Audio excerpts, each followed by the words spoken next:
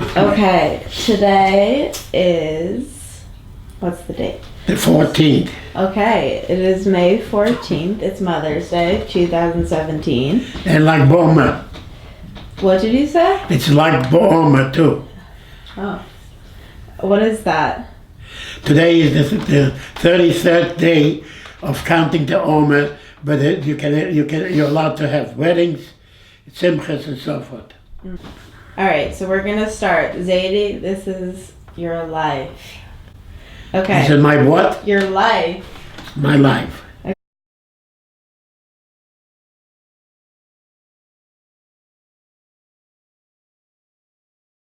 Okay. Can you state your full birth name Naftali Taubenfeld. and your date of birth 1/24/28.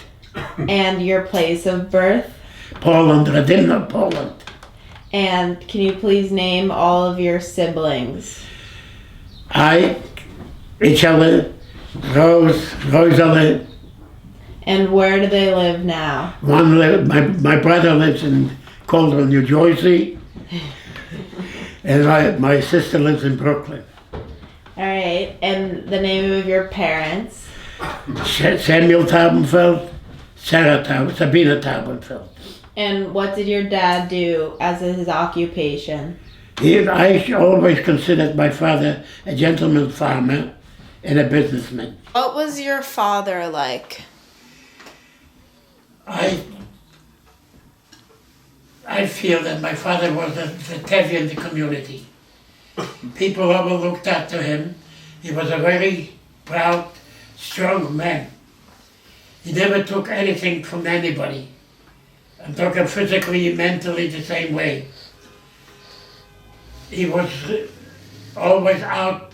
There's a very important incident happened in our town. And when my father used to, on Sunday, used to take the horse and wagons and went to the fields. And we had soldiers staying in our community. And they always hated the Jews. So the one guy came over to the rabbi, pulled the beard. And my father took, say a stick or whatever, and started to beat him. But he had to run away because the soldiers would get together and was looking for him all the time for a while. He never took anything from nobody that he didn't agree with. Okay. But in general, he was a proud Jew, and a proud Polish Jew.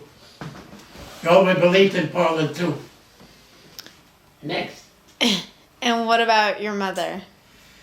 My mother was a housewife. Took care of the kids, took care of the house, gave a lot of charity. My mother was very charitable. People always used to, even the farmers, when they used to have the first crop, they used to come to Mrs. Taubenfeld because she always paid whatever they asked. Never argued with the price. Okay. And when you lived in your original town in Poland, did you go to shul every day as a kid? We don't know. I didn't go to school every day as a child. Okay. And what was your schooling like when you lived in Poland? My schooling was 7 years of public school. 7 years of public school? So what did you learn there? Everything, geography, history. I loved history. That was your favorite subject? Huh? That was your favorite subject? The history was my favorite subject. And they taught school in Polish? In Polish. Yeah. And what did you do on your free time? Running around with the kids, playing soccer. Like what kids do. Played soccer? I mean, it's different what kids do now and what kids do. Well, yes, but we did not have any computers. Okay. Okay, so naturally we had to entertain ourselves. The computer did not give us a chance to entertain. So how did you entertain yourself? Well, going around with kids playing many different games and mainly soccer. Okay.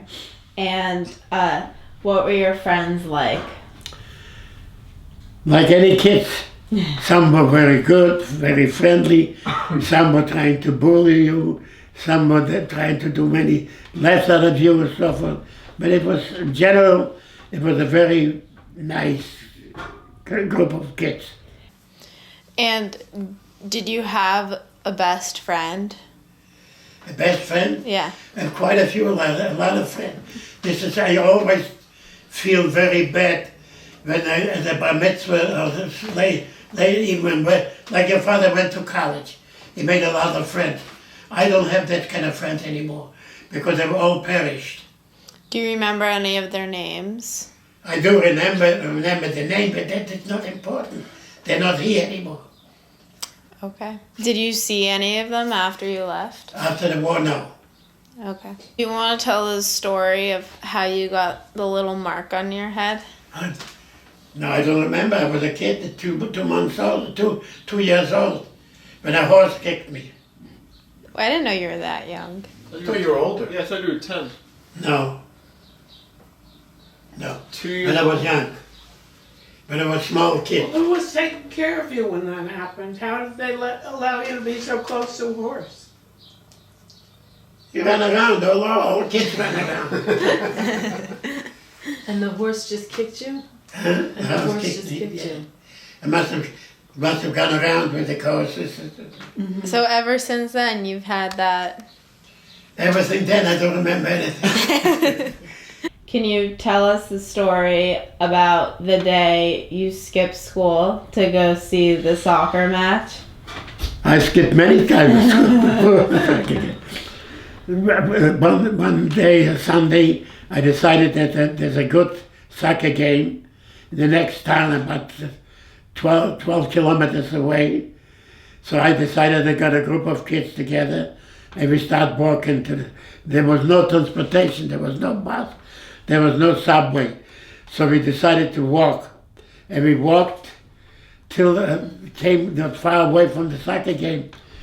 A fellow who used to have horse and wagon saw us and gathered us up. He said, "This small Taubenfeld kids, get up on the wagon and come home." And we went home.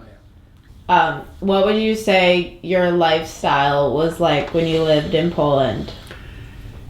Comparing to the many communities in Poland where Jewish people lived, my family, I felt, had a very easy, not an easy life, but a very financially secure life. And when did things begin to change? The change started to change in 1939 when the war broke out. Everything was different. There was no more ability to perform businesses, and no more consider yourself as a human being, because as soon as the Germans came in 1939, everything changed for the Jewish people. And why did you leave? We left because we were deported by the Germans first to the Russian zone. The Germans considered the Jewish people all communist. And Russia was considered a communist country. So the Germans said to the Jews, whoever are able to get out, go to your brothers, the communists. So 6 months after, before January, we were shipped out from our town, and they let us go wherever we wanted to go. So why was your family one of the few families that was able? Our whole town was evacuated by the Germans. I think we had a few thousand Jews. We all had to leave our town because our town was the borderline between Russian occupation and German occupation.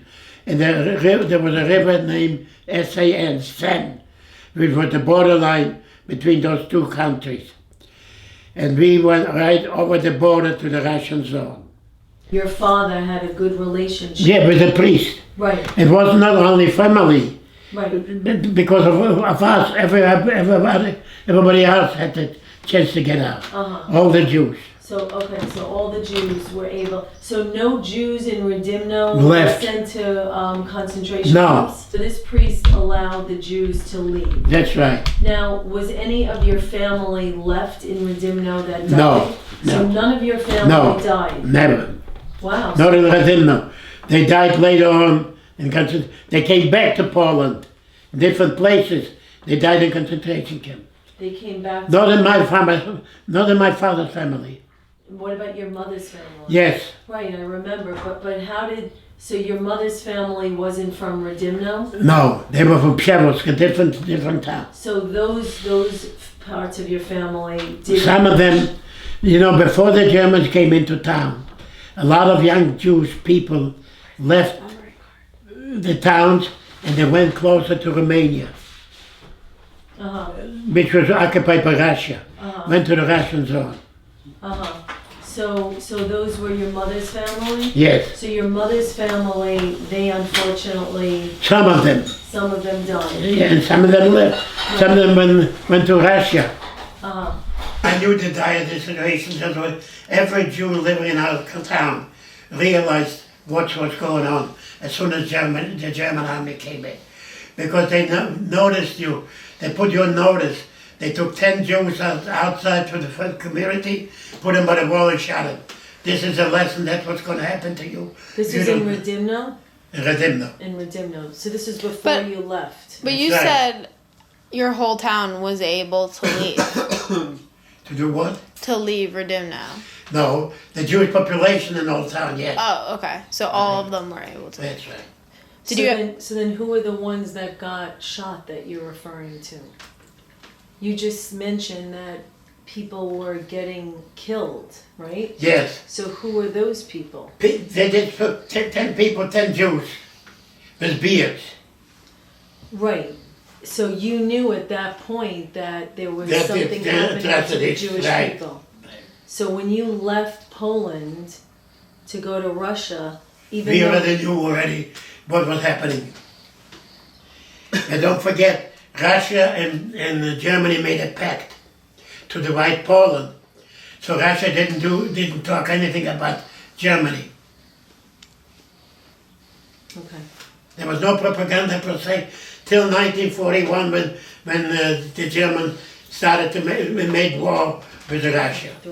Okay, so once you got to the Russian zone. My father knew a farmer who opened the door for us to let us stay with him for a while, till we find an apartment.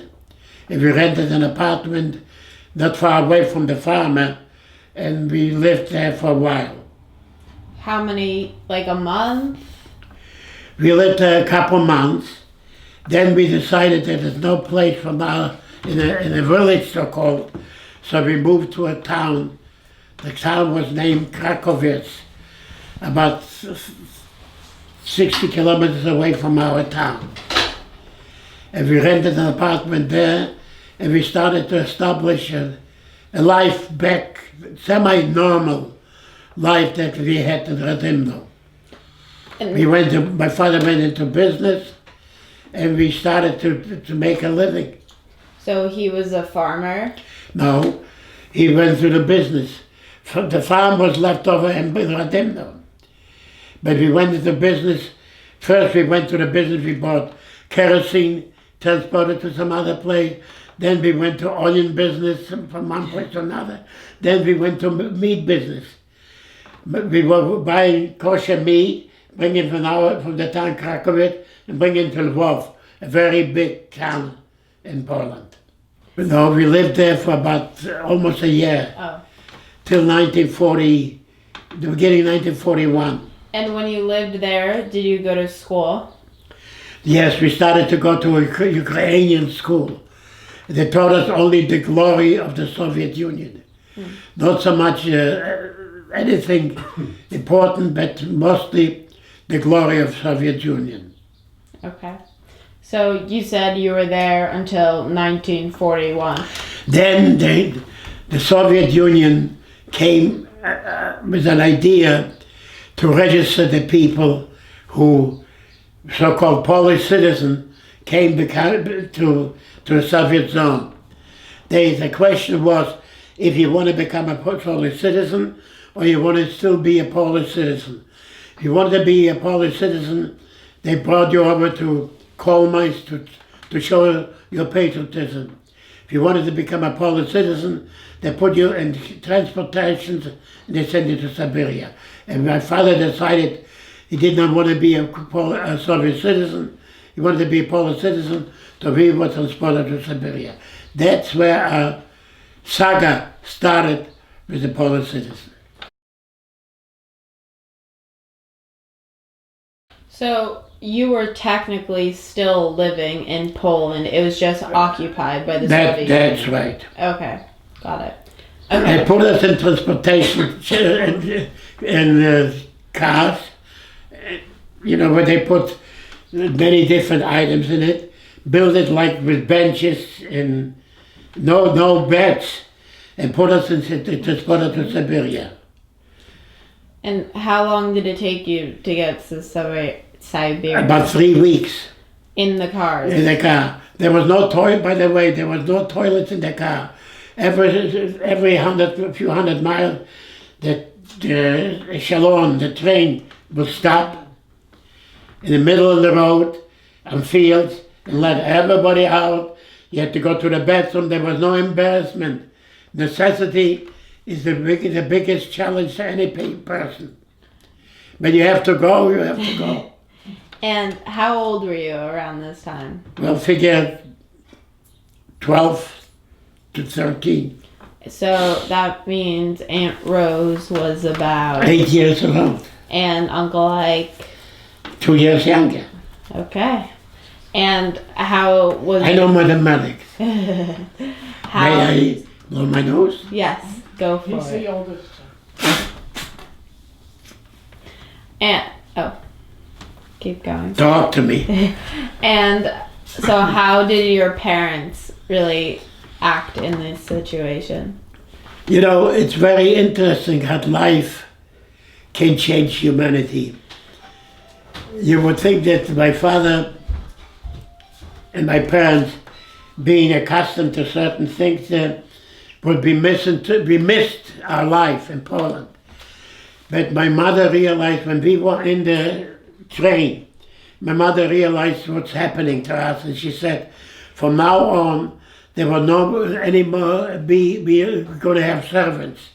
So everything we have to do is start looking for ourselves to ourselves. So this really built up the idea that it's a different life, and we have to start thinking how to prepare our life for the future. I survived. And that's something about the future. So once you were on the train to Siberia and you got to Siberia, what happened then? We came, the funniest thing happened, in Siberia the weather is 70 degrees. But when it comes to July and August, it's very hot, and the mosquitoes are like horses, you can say. They're so big. And people still had to work in the woods. But to protect themselves from mosquitoes, they had nets over their caps with big nets over the face, and the faces was smeared with certain oil, dark oil. That when people came, we saw the people coming out, everybody got scared. We didn't realize. We saw they were, I don't know what it was coming out at us. But we realized that we came there not for a picnic, we came to work. The funniest part about it was when we came to the camp, they took us out in the middle of the camp, and the head of the camp said, who was a cook? My mother stepped up right away, she said she was a cook. She cooked home, but a professional cook is a different story. They didn't have to be, the professional cook did not have a stove and so forth like that. He had two big kettles and fire underneath, and this was the cooking done. Everything together, noodles, whatever, if you got them, mostly was sauerkraut, sour cucumbers and sour tomatoes. That was the main meat. Once in a while you get a piece of meat in it. My parents realized where we find ourselves. and especially when it came to Judaism. We were transported by train to Siberia with a lot of Jewish families. Judaism was forbidden in the Soviet Union. But we were and there was no books, there was no Torah, there was no place of meeting. Everybody who knew something remembered for themselves or taught their children. For the high, we realized and became there was almost the high holidays.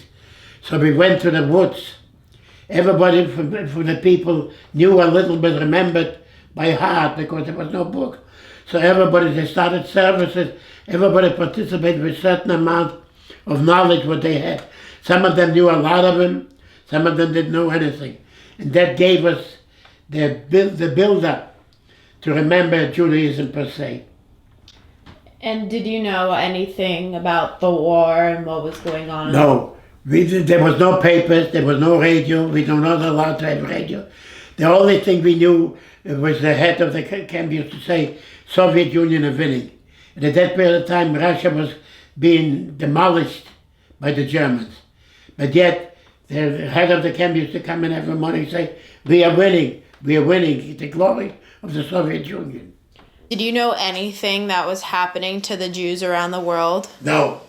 The Soviet Union forbid any papers, any radio, notice, and any information to come in to the camp. So all you knew was that the Jews, for some reason, were being exiled. All I knew was the Jews around me and the people around me. Even the Soviet, we had around us a lot of Soviet citizens. They didn't know anything what was going on. So you didn't know anything about Hitler or what he was doing? From the beginning, we knew that Hitler wasn't good, but what was happening, the atrocities, we never knew. And when did you find out? We started to find out in 1942, when Hitler occupied Russia, started to occupy Russia. Then the Russian propaganda came talking about the people, telling how victorious the Russian army is. Even so, Hitler occupied most of Russia at that period of time. And so at the camp, you said your mom was a cook, but what did your siblings do? My father, we knew a lot about horses. As farmers, in Poland, we didn't have no car, but we had good horses. So we realized that it's very important, the knowledge would help us. So my father and I got the job to deliver bread from our camp, because it was a baker in our camp, from our camp to other camps. So naturally we had soup that my mother cooked, and we had bread that we delivered, and naturally we stole a little bit, put it away for ourselves, and we had bread and soup. So we were considered well off. And what were the other living conditions like? We were put in a barrack with 5 or 6 families together. We had a room like this here. It was closed up with a schmatter to cover the entrance. And you had 2 beds for the parents and for the children. And that was, in the middle of the barrack was a big stove for heating. And that was our room while we stayed in Siberia for 4 years. So you were in Siberia for 4 years? Yes. And did anything really change over those 4 years, or was it just consistent work?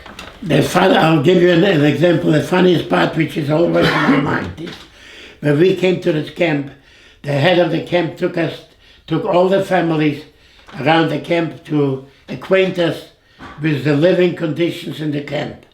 And he pointed out, this is the kitchen, this is the little store that you cannot buy without permission because you don't have the money. And this is the headquarters of the camp. But up there is a little hill. And this is the cemetery.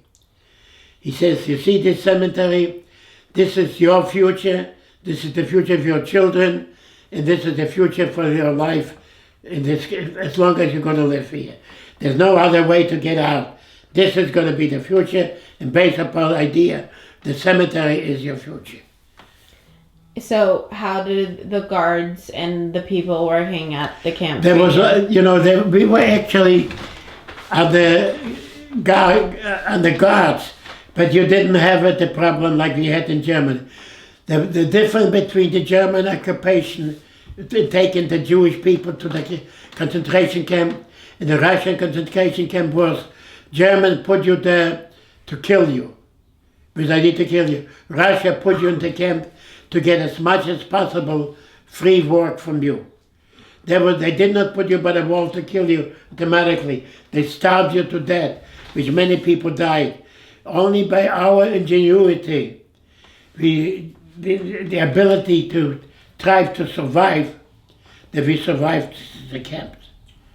And did it get really hard in the winter time? It was very hard. They didn't have no shoes, they didn't have no anything. One time they gave us shoes. So we gave me 2 left shoes. And I was happy to have them. So the funniest part was I go out to chop wood, and the first thing I do, I chop a hole in the leg. I was afraid to tell my father, I was bleeding, that I had a hole in the shoe, a new pair of shoes that I gave to them. Were you lucky that your family was able to stay together? Any family who was together were lucky, because we encouraged each other to live. And we talked about the home, what we used to have. But remember, now the future, we'll build them, God will help. The most important part of life in the camp was God will come and help. And there was no schooling or anything? No schooling, no. So during the days you worked with the horses and delivered? Right. Okay. And so you said you guys got more food, but you weren't able to obviously keep kosher or celebrate Shabbat. We were happy to follow the dictum of the Soviet Union, to get a piece of bread. And the kashrut, forget about kashrut, forget about Judaism. Any Jews who lived in the camps, if they kept any Judaism, kept it to themselves. And this whole time you guys were living together, were you speaking Polish? We were speaking Yiddish. Yiddish. And learning Russian. And Polish, naturally, with some friends you tried to speak Polish, because everybody hated to speak Russian. So you were in Siberia at the same work camp for 4 years. Right. And how did you leave? In 1941, there was an agreement between the Polish government and exile. The exile to 1945. There was an agreement between the Polish government and exile to let all the Polish citizens to leave out the camps from the Siberia and go wherever they want, only in the Soviet Union. So naturally my family decided to go from 70 degrees below zero to 130 Fahrenheit in Uzbekistan. At that time nobody knew what Uzbekistan is. Now a lot of people know that it's their own country. Uzbekistan is a very hot climate place. So you were 16 at this time? Right. So how did you get from Siberia to where you were? By transportation. The government gave us transportation free. They gave you transportation? Yeah. They put us in the rooms. And then again, the government gave us one room.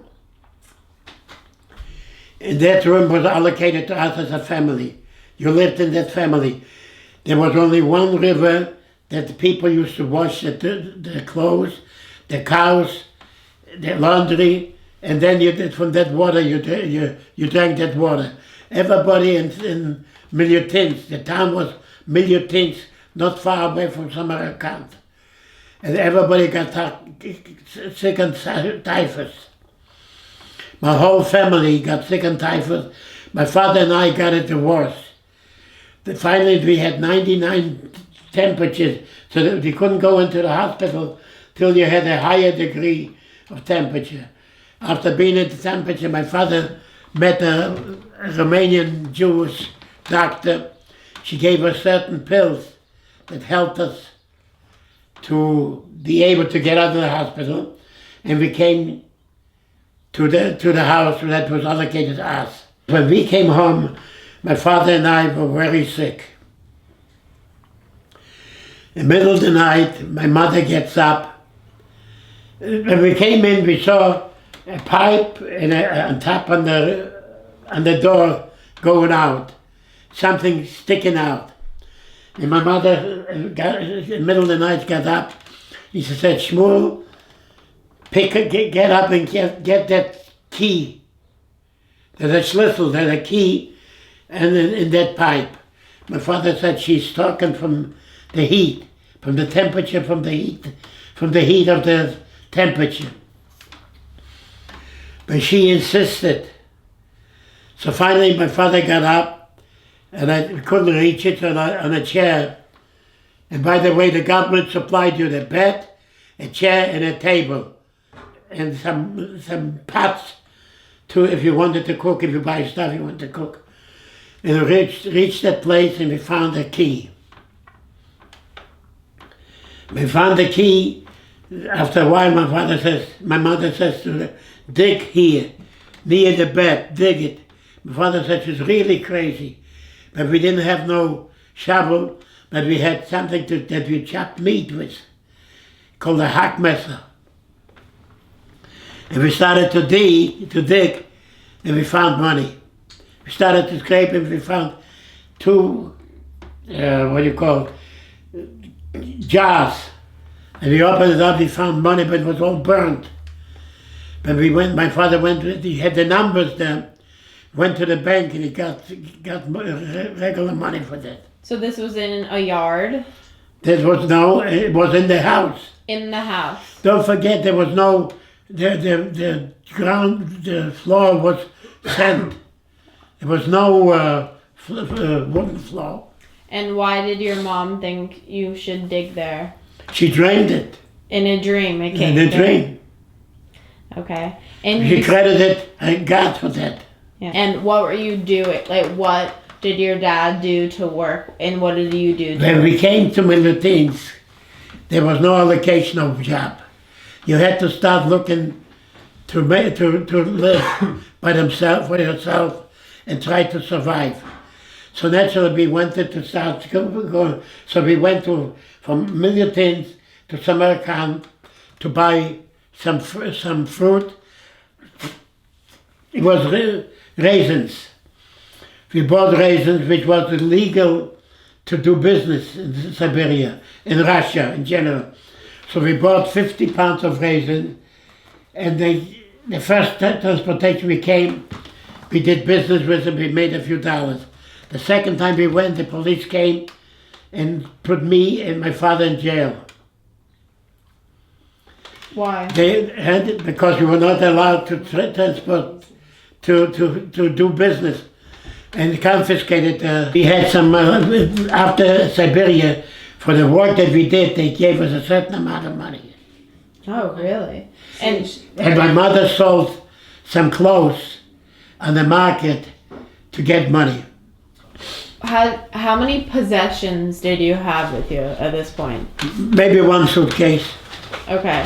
And you had already sold all your nice stuff. We left it. You couldn't transport everything with you. Okay.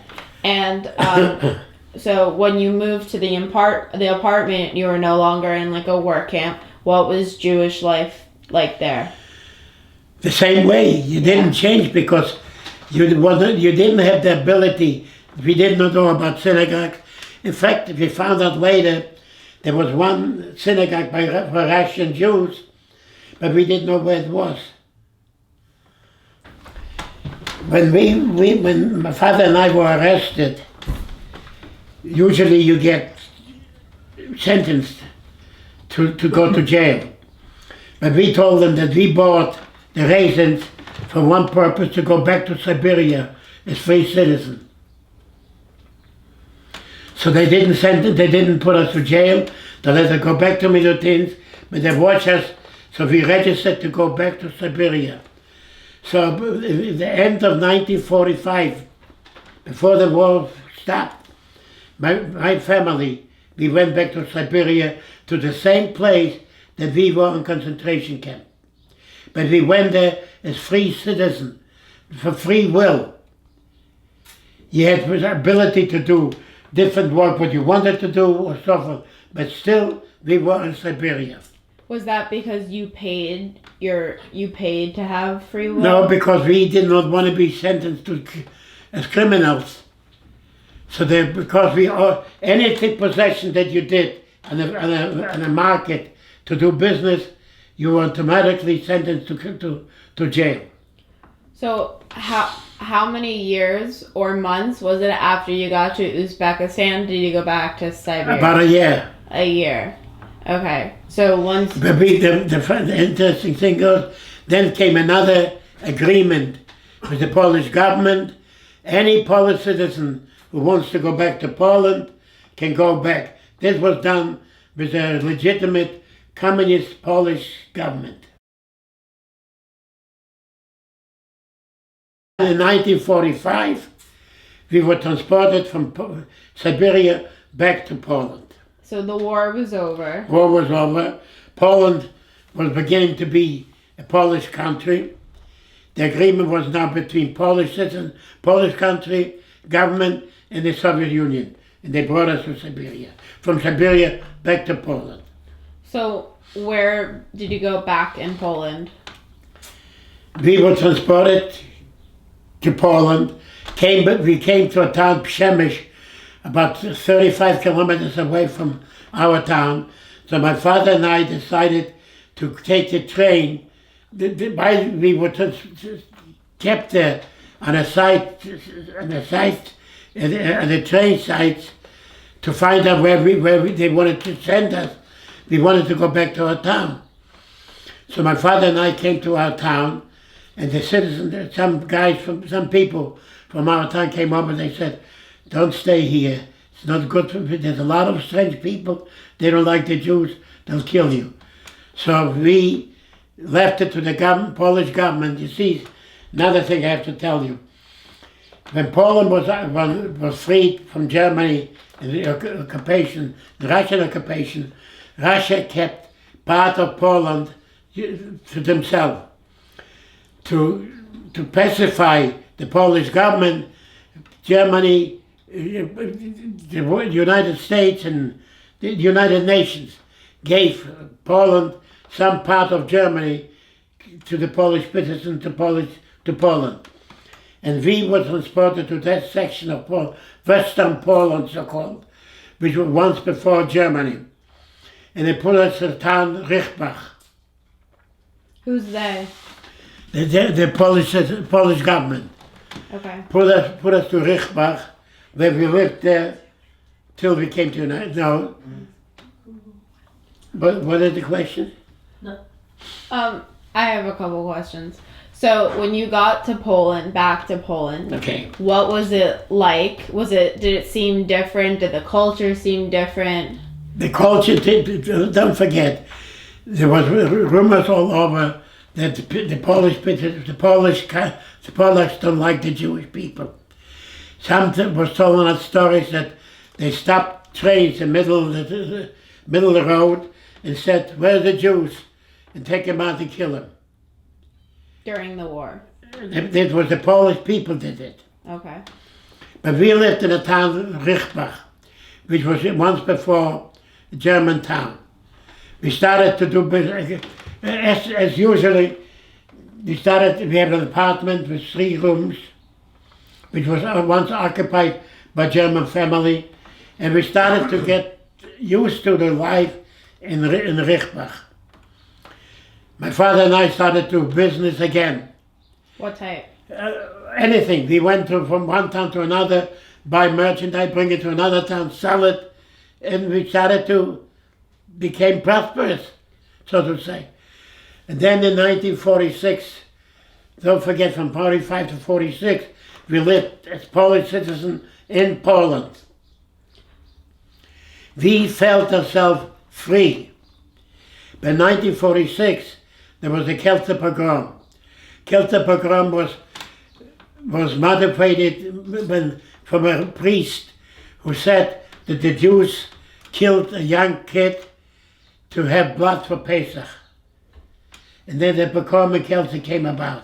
They went out from the church after sermon, and they went to town and they killed 26 young people. Among them was my cousin, Blimalin, was killed at that time. See, there was a hachshara, a group of young people, 26 people, who were going to go to Israel from that town. They were all killed at that period of time. And this was in 1946, after the war. After the war. So In 1946, every Jew started to think of leaving Poland. In Israel, they were organized a group of people called the Bricha, the breakthrough. And that Bricha came to the Polish towns and said, Jews, you have to leave Poland and go to Israel, and we'll take you out. So you were about 20 at this time? Well, almost, yeah. Yeah. And 19 or something like that. And was Poland, did it physically look like there had been a war there? Poland looked like physically, was like, not only it looked like a war, it was a lot of times the bombs, the Germans broke down a lot of homes and so forth. It was feeling like after a war. Yeah. And it was a war. But yet, Poland started to rebuild because Germany had to start paying Poland money for doing all those things. And Polish started to rebuild, but not for the Jews. And were you guys able to practice Judaism when you were living there? Yes, when we came to Richburg, automatically right away, we went to a synagogue, we started to build Judaism back normally. And what did that feel like to be able to, after all those years? Felt to be a Jew, and be grown up as a Jew, and not be able to practice it, coming back to it, we really fortified our ideals. My father was considered in Poland before the war a Jew by religion and believed in it because he was brought up like that. But he had different ideas. He had cultural ideas. You know what I mean? Yeah. Cultural Judaism. But when he came back from Russia, he became more religious than he was before the war. And so, as soon as you got back to Poland, did your father apply to go to the U.S.? No. No. We never thought of that before. We thought when we came to Poland that we're going to be in Poland the balance of our lives. Back to Poland. But then in 1946... 46, after the pogrom, every Jew felt that Poland is not the country that we want to be in. It's not the home that we wanted to be in. And that we felt obligated to sing some Polish songs because of that. The Jews didn't feel home. So then when the Bricha came, they took out the Jews out, as many as they wanted. Hundreds of thousands of Jews left at Poland through different sections. Some to Germany. We left, first of all, they took us out to Czechoslovakia.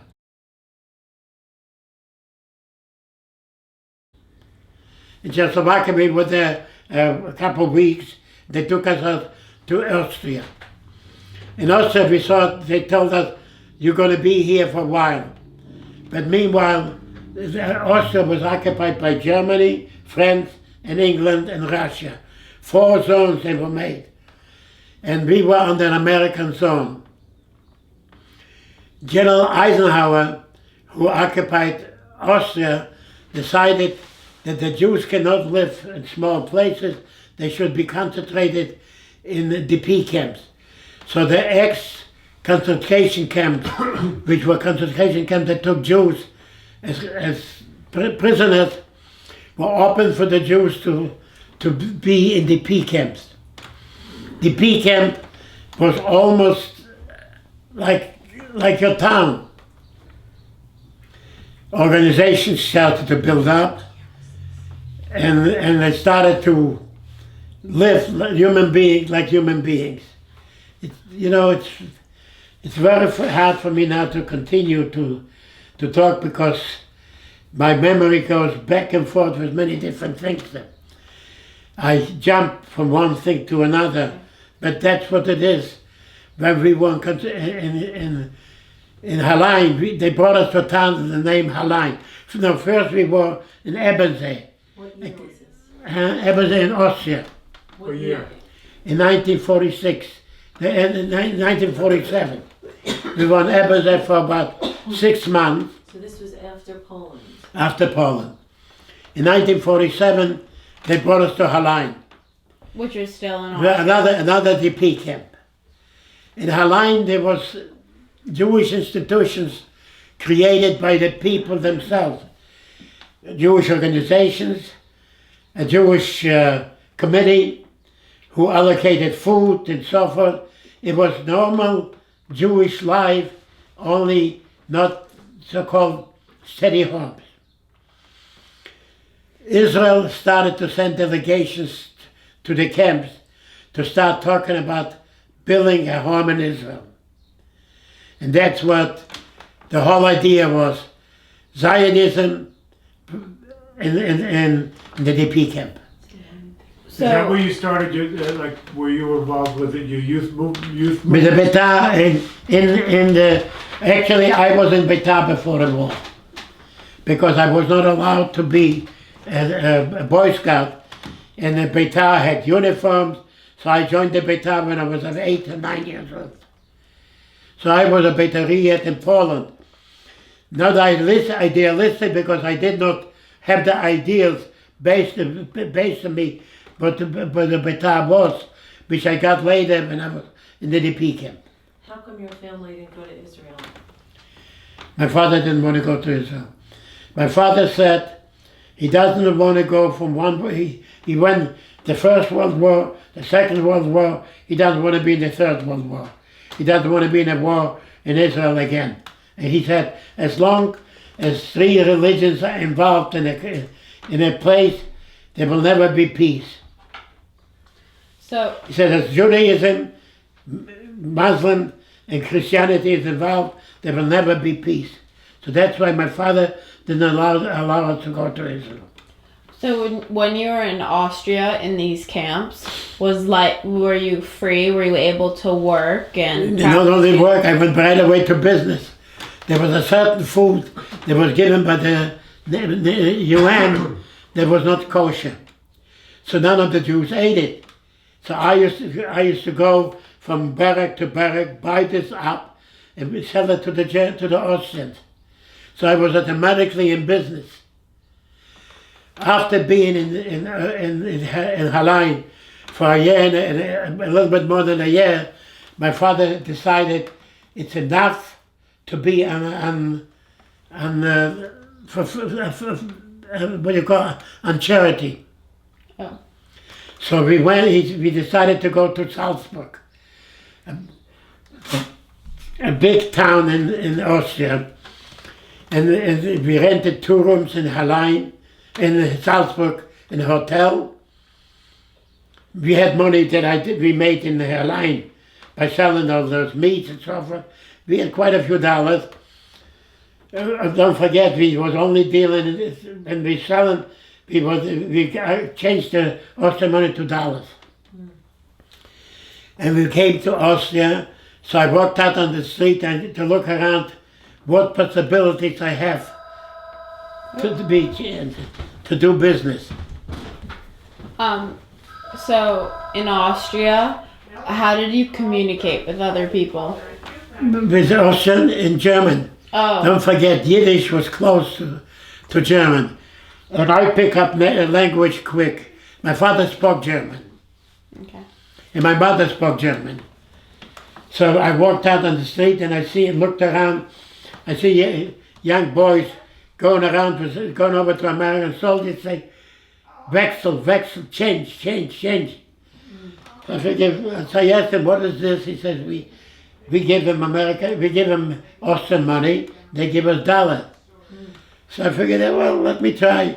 So the next day I took some money in my pocket and I went on the street and I went over to German stores and to American soldiers.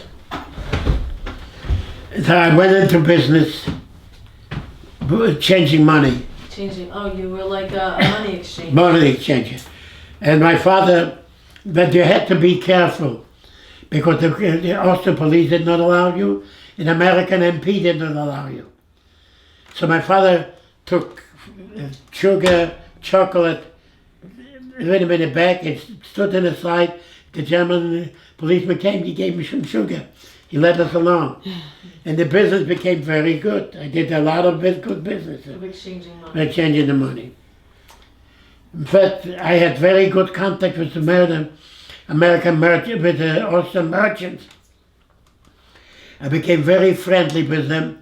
If I needed money, I didn't have to run home to get money. I went in, they gave me 10,000 marks and so forth on the trust.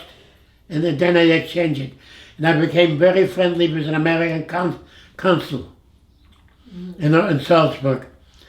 And that Helped you. yeah, my brother still complains. We should have stayed in Austria because of my contact.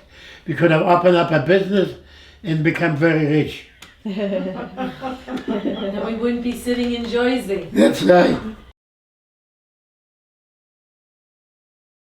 In 1948, my father decided it's time to go to America. By the way, being in the camp, we started talking about America. We wrote a letter to my aunt, my mother's sister, who lived here in New York. And you know, we started talking about it. 1948, the consul, the American consul told me, anytime you want to go to America, you come to me and I'll sign the papers for you. So in 1948, my father decided to go to America. So I bought two watches, Schaffhauer watches. Went upstairs to the consul. He signed the papers. He said, when you want to go? I said, whenever, Tuesday. He said, 3 days later we went. And They supplied the transportation for us to Italy, from Salzburg to Italy, to the port of Napoli, to the ship. so you took a train from Austria to Italy? Yes, And then from Italy to the United United States, States. you took a ship. the ship is General Grilli. How long did that take? 3 weeks. 3 weeks. And And in the ship, everybody will start throwing out, throwing up from the ship. And especially, you know, when you went close to the kitchen, when they were cooking the ham and eggs, it was even made you worse. But I right away decided that I don't want to be sitting around. So I went over and I said, I want to work. So they put me in the kitchen. Not cooking, but from the refrigerator, I discovered grapefruit the first time in my life. I saw a grapefruit in the kitchen. And they told me, you eat the grapefruit, you won't have to throw up. And it did. But right away, You became a fruit man. yeah, then you became. right away, I didn't want to sit around like doing nothing. I went to the kitchen and it worked and I spent time there. Was everyone very excited? Or did you not know what to expect and you were a little nervous?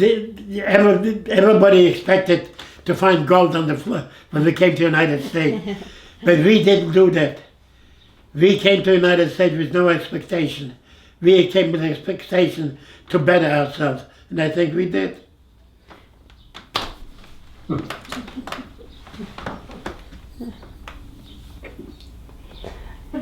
I credit our lives to the strength of Judaism and the strength of family. I think this is the basic of life of Jewish people throughout the world.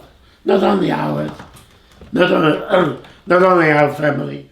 I think this is the foundation that we see a glorious future always. Instead down, we always look forward. Now in 1949, December, evening before Christmas Eve, we came to New York. New York City. New York City. You So- got off the boat there. Right. Is And, that we had my aunt's son, Irving Adler, waited for us by the ship. And Ellis Island was already closed No, by we then. didn't go to Ellis Yeah. Island. Because at that time Ellis Island was closed. Yeah. But they did all the information they wanted. They stopped before we came to New York. The ships stopped them, and the government sent people up to interview us. Did they recommend changing your name? Did they give you They did little... not recommend. No, they just. It's not changing the name was done in Ellis Island, because at that time 90% of the. Don't forget, the people who came in 1949 was a different group of people It's true. who came in 1915, 1916, 1917. We were more educated, worldly educated. We knew what about the United States to a certain degree, okay? Everybody, the people came to the United States in 1949 with less expectation than the 1915 people. And who else was on your boat? Hundreds of thousands, there's a thousands of the big boat. All people coming from Austria or No, Italy? From Austria, from Italy, from Germany. A lot of Jews. A lot of Jews and a lot of Gentiles. But why did people have less expectations coming to the States this time than in the 1915s? Because before we came to the United States, there were registration in the camp. They were looking for favorite workers, like people who made clothes, shoemakers, people who factory people. So right away people realized that this is not an easy thing going to be. As soon as you come in, you have to be put to work. Okay, so you said who greeted you again when you came off the ship? My aunt had kids here, so that one of the sons came to the ship to greet us. That was your dad's side, No, my mother's your side. mother's side. And when they greeted us at the same time, Hayas, Jewish organization who took care of the refugees, was waiting for us there too. They took us right away to a hotel, gave us one room to stay there till they find an apartment for us. So how long did you live in that hotel for? And what? In the hotel. In the hotel, I think we were there a couple of weeks. And did you guys speak any English? Well, a certain degree, a certain amount, because my mother took teachers in Austria to teach us English. That's how it helped me to do my business with black market with American soldiers. When The you were same in thing. Austria?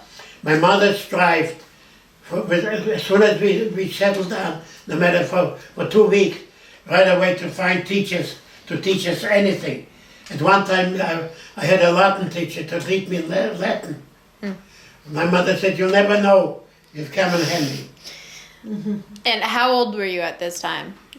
Well, figure 11, 15, 16, 17, 18. When I came to the United States, I was 18 years old, 19 Really? years I thought you were older, like 20. old. So I miscalculated. What year were you born? Huh? What year were you born? 1928, Oh, so you're 21. Didn't you say you came in 49? 49. So you're 21. Okay. I was 21. So It's my fault. That's an engineer for you. the first couple of weeks you were in New York, was it a culture shock for you, seeing was. everything? First of all, you took a walk on the street, stands with fruit, and don't forget something else too. Financially, it was easier because everything was very cheap. Bananas were 2 pounds for a quarter, potatoes were 5 cents a pound, or something like that. Everything, but a pineapple was 10 cents. 2 for 19. You know, that's how they. Stuff was very cheap. The workers' pay was very cheap too. At that time, the minimum wage must have been 25 cents or 50 cents or something like that. What did you do for Jewish life? Did you go to shul? Did you celebrate Shabbat? We went to shul right away on Shabbat. We found a synagogue. We went to the synagogue, we went to shul. And at the same time, we started looking for work. I had a relative who was in the uniform business. They were cleaning uniforms for workers in factories and so forth, and deliver them. And they put me to fix them up with needle and thread. You must have been so good at that. After a week, the owner came over to me. He says, "I'll pay you for a week. Don't come to work because I'm breaking all the needles." That's so funny. Do you remember where the hotel was in New York? In Manhattan, the middle of Manhattan. Right. I don't know if it was downtown or. No, it was in the middle, in the 80s. And what were you learning about what happened in the war? Like, was there a flood of information? I learned what happened in the war in Austria. Oh, right. You know, because when I came here, I was semi-educated about the war. Okay. I read the German papers, the Austrian papers, and you knew what was going on. And there was a Jewish paper written in German, in German language, they called the Aufbau, the Rebuilder. This was a Jewish paper, and they had everything was going on. And did you feel like there were a lot of other people from Europe around you, or did you feel a bit like an outcast?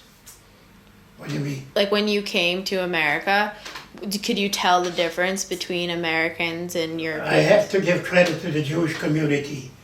As soon as the refugees came to the United States, they were, how do you call it, embraced by the Jewish community, not only financially, but in general. When we came to shul, they gave us a lot of respect to make us feel the same way as an American Jewish people. That's good. And so did Ike work too? Yes, I stayed there because they liked the way he worked. He was diligent. And what about Sylvia? I mean Rose, Rose sorry. went to school. Rose went to She's school. very young. Yeah, that's true. And your mom stayed at the hotel? Yeah. After 2 weeks, they gave us an apartment. On the Lower East Side, The right? lawyer said, no. They gave us an apartment in the 80s. It's 2 rooms. In the 80s? The 80s is uptown. Whatever it was in the 80s street someplace. And we stayed there for about a month, and then we started looking for an apartment for ourselves. Okay.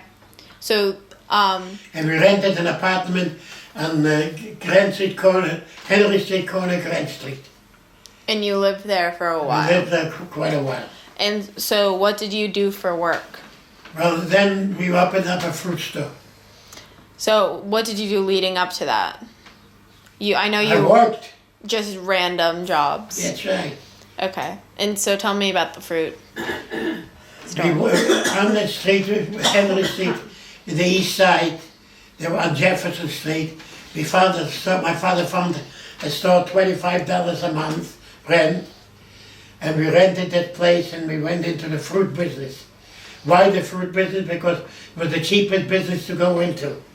We didn't fix up stands or anything. We went to the market, we bought some fruit and vegetables with the boxes on the floor. We opened up a store and started to do business. 7 days a week besides Shabbos. So were you successful? Did people come and buy fruit? Yes, we opened the door, people came. And did you ever sell fruit on the street, not in the store? Later on. Later on. Later on, when I got married, we had a fruit store. And at the same time, the fruit store was no good. So then we went into the pushcut business. And I had a pushcut on 41st and 8th Avenue. Right by the Port Authority, wasn't it? Yes. So, okay, but moving back, when you opened the fruit store with your father, you were still living, all of your family was still Yes, living together, together. sure. How long did you live together for? Till I got married. Oh, really? Yes. So, how many years? So what year was that? We got married in 1951. December So 9th. almost 2 years. Oh, so you were only in America 65 for years. 2 years before Yeah. you got married? Say it again. You were only in America for 2 years before you got married to Yeah. Grandma? Wow. didn't I know will get the experience. Okay, so In between, we were going out to Jewish organizations. And we organized the Beitar, which was a Zionist services organization. And we had it on 2nd Avenue and 2nd Avenue and 6th Street. Was a building there by the Beitar, and a lot of Jewish boys and girls came together on a Saturday night, and we were talking about different things, Zionist ideas. Was it mostly people from outside of America that would organize these groups? This group was organized by us, Right, but it was mostly non-Americans. non-Americans. All of them were non-American. So as you spent more time in America, did you feel like you were becoming more American and becoming part of, or did you feel you're still To myself, I'm all American. To somebody else, I'm maybe. Good answer. How'd you guys meet? My older sister, my oldest sister, Faye, said, I shop in a fruit store. There's a nice young man I'd like you to meet. And she made the arrangements. So did she He live in called the me, city? we made a date, and that was it. Do you remember what Faye said to you? Yeah, no, not Faye. What happened is my Bee's sister and mother-in-law lived in the same community, same street. She used to pass by every day to the store, going to the Education Alliance. And she called up and she said, she told me I have a girl for me. She gave me the telephone number. I wasn't in a hurry to call yet because I had my telephone for quite a while in my pocket. Then one day I decided to call, and I made a date Shabbos afternoon in winter time, because Shabbos was over at 3 o'clock at that point in time. So and I made a date for 6 o'clock at night. Which was a very unusual date time. How'd you get here? I took a bus. A bus? I seem to recall me telling him how to get here. You go to the Port Authority bus terminal. You take a number 33 bus and make sure you get off at the right street. But before I came inside the house, I inspected which one to get in. He was walking back and forth looking at the house. Did you bring flowers? I bought myself a little flower. What did you guys do on your first date? Did We you? went to the movies, I think. And we went out to eat, not to eat, to drink. Then I ordered a Joe Collins. Instead of a Tom Collins. And Joe Collins was a Yankee player. And so I after. ordered a Joe Collins and a beer. Okay. A drink. On our first date, he asked me how I felt about him being not from this country. He was newly there, so to speak. How long were you here by that time? A year or so? 2 years. Something like that. And I said if I loved the man, it didn't matter where he was from. Oh. And she still regrets it. Do you You remember think what? that was funny? It wasn't. Do you remember what you were wearing? You what? What you were wearing? Not at all. Yes, a hat. The top hat. And Fedora. clothes. It was winter time. What I do remember is one of my sisters, I don't remember what Lois. Lois saw you walking up and back and forth in front of the house. Still, it was time to ring the And they bell. got scared. He was inspecting the house. So after. And the funny a very important anecdote to the whole idea. When I came in, throughout the history, which Jewish family was not kosher? That was my feeling.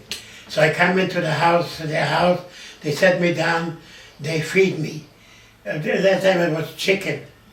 Okay, I was lucky it was no ham.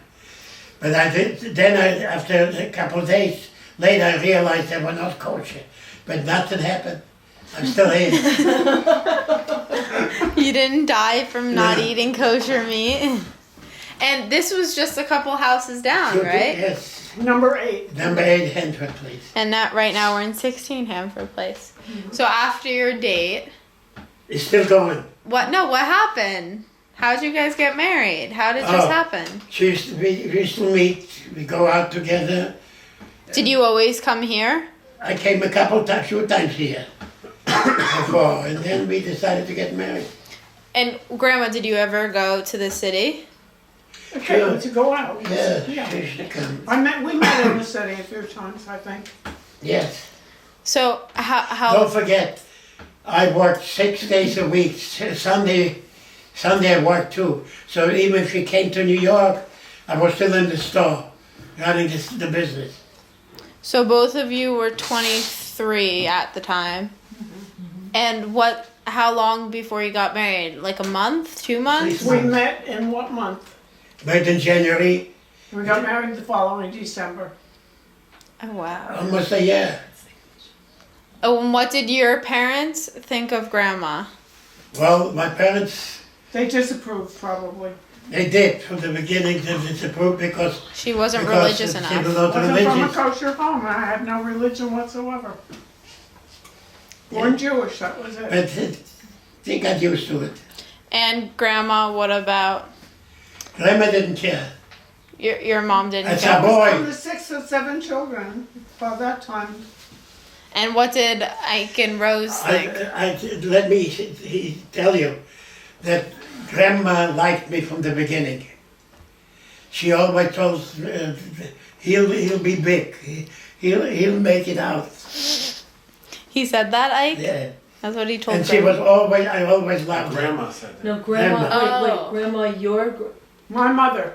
Her mother so Grandma Grandma Livy. Grandma Libby. had always had confidence in me. Well, that's nice. And what did Ike and Rose think of? What do you mean what they did? No, what did they think of the whole situation? Were they? They, They could care less. who asked questions? So you got married in December. I'm sure there was a little disapproval because of my upbringing, that I wasn't, religious in any way and didn't know anything about being Jewish. I'm sure there was, but, they never held it against me or anything. They were always very polite and wonderful and welcomed me. So you got married in December of 1951 In New York, in New York. What was the wedding like? the wedding was beautiful. Yeah. We had paper yarmulkes, cost $1,250 the whole wedding. We were getting presents, $5 present. Who paid for it? Grandma paid for it, but my parents bought the flowers, which were more expensive than the wedding. Because Grandma wanted a special flower from Holland. At that time, to import them, it was a lot of money. Now you have flowers cheap. Were they tulips? Probably. I'll look at the album, maybe we'll see it. Mm-hmm. Were there a lot of people at the wedding? Over 100, I think. Yeah. Wow. And The biggest present we got was $50. Well, that was one of your relatives, I think, not mine. Wow. And do you remember what your dress was like? Yes, because my sister Sylvia was a dress designer in New York in her youth. And she found, when she was engaged, she found a dress on a table, a bargain table, pure satin, sweetheart neck, little bustle, train, long sleeves with buttons going up. And she bought that and used it, and 4 of us used that, 4 sisters used that dress. And Zaidy, what did I you didn't wear? wear a dress. But the funniest part about it, I wore a tuxedo and a top hat. To the wedding. That was a style. Were you then, taller top than hat. Grandma? Huh? Were you taller than Grandma? No, he was a little taller than me then. Oh, really? Yeah. And were your siblings in the wedding party? My sister Ida, I think, or Lois were in the wedding party. And was there a big reception with dancing Yeah. and Oh, yeah. food? Mhm. One very important thing, when I came over to see Grandma a few times, I went to the synagogue here, and the Rabbi Werp at that period of time looked at me and he says to me, come and do the services, right from the beginning. And that's how I started to become known, that I can do the services. And So the rabbi who married you said that? the Rabbi Werp, yeah. So was there a huge, there was a reception with dancing? Yes. Did you do the And hora? don't forget, our wedding was an Orthodox wedding. Oh, it was an Because order. even though Rabbi Werp was a conservative rabbi, but he graduated from the Orthodox yeshiva, so he was recognized by the other rabbis as Capable. capable. Did your parents insist on it being an Orthodox wedding? Pardon? Did your parents insist on it being an Oh, Orthodox? Definitely. Yeah. Oh yeah. Because it made no difference in my family. My mother insisted that my Right. wife, that your grandmother should go to the mikveh, I did. and she did. So you got married, and then where'd you And here live? he is. No. When we lived in the village, we took over my sister Rose's apartment. She wanted to move to a one-room apartment. Lois, you In the- remember in the the village. name? Oh, It yeah. was in Greenwich Village. No, the name of the place. What, the apartment you lived in? Yeah. It was down in the village, Sheridan Square. or Sheridan Grove Street. Square. Yeah, yeah. We pay $75 a month rent. Now this place is probably bringing $2,000 a month rent, Probably even higher. Yeah. It was And a we two- lived It there. was a two-room. Then we bought a place. We opened up a fruit store in the Bronx, 163rd in Fox. And we lived there in front of the Bronx. That's where Anne was born. You opened it up with your dad there, or just by yourself? I said, Mommy and I, Grandma and I. And before that, when you got married, right after, that's when you were selling fruit on the street? We had to reach the fruit store. No, but you said you had a push cart.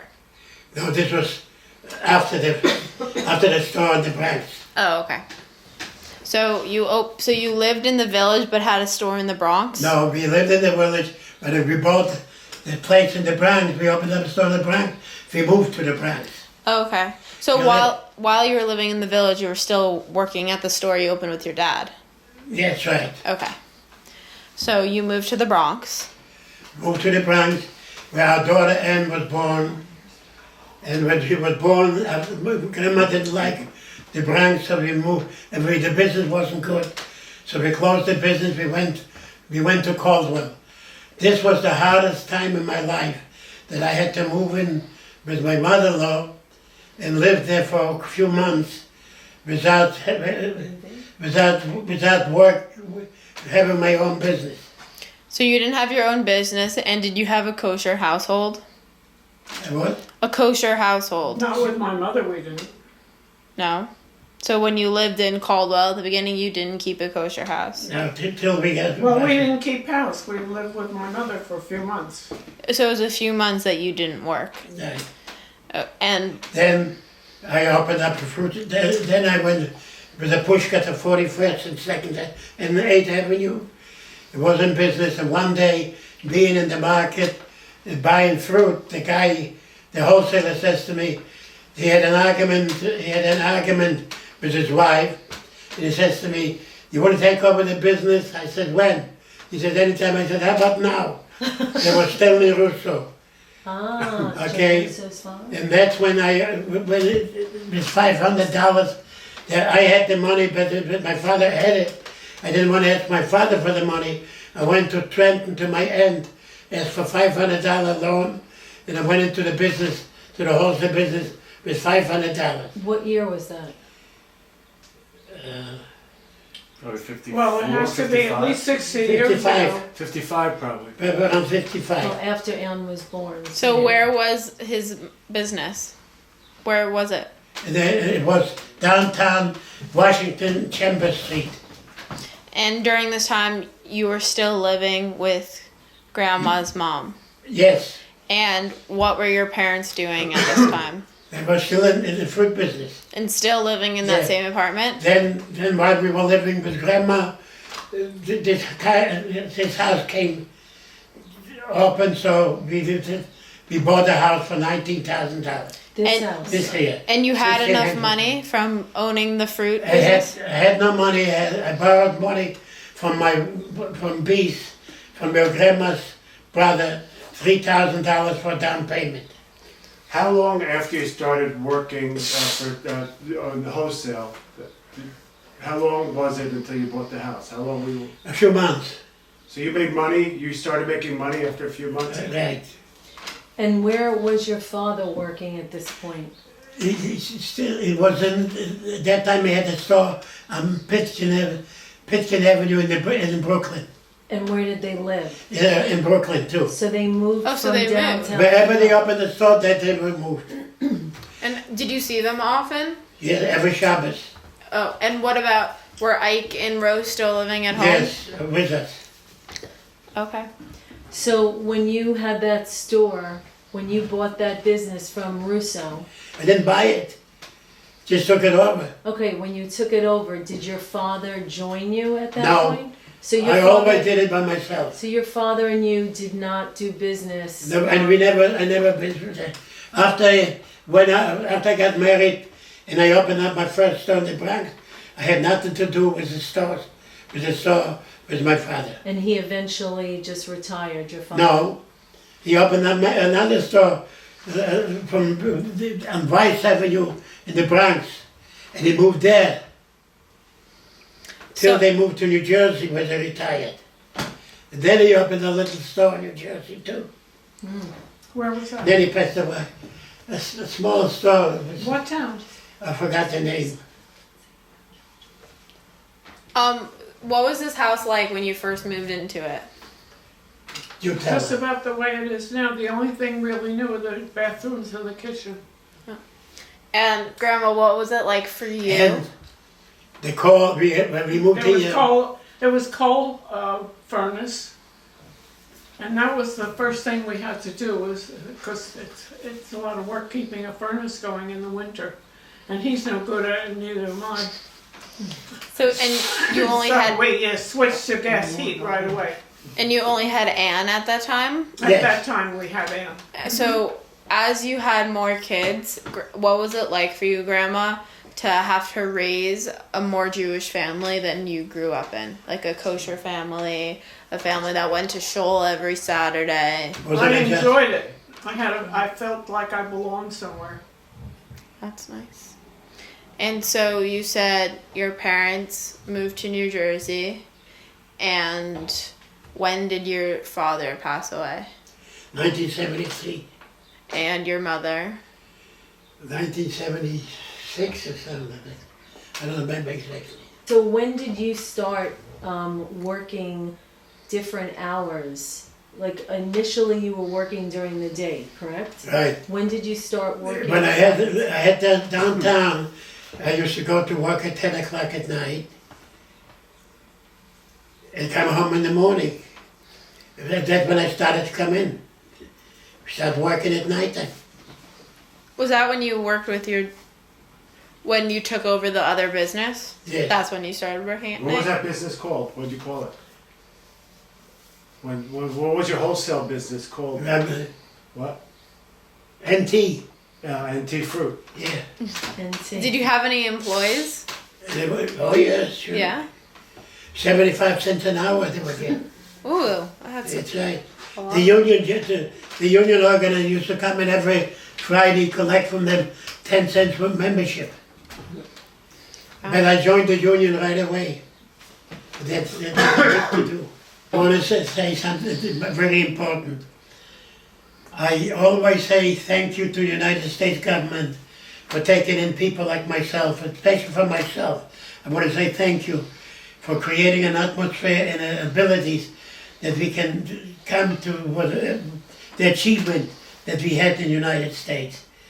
It's a country, an easy country, if you fulfill your obligations, you work, you realize the importance of belonging to somebody, to the country where people are becoming friendly with you, especially when you work.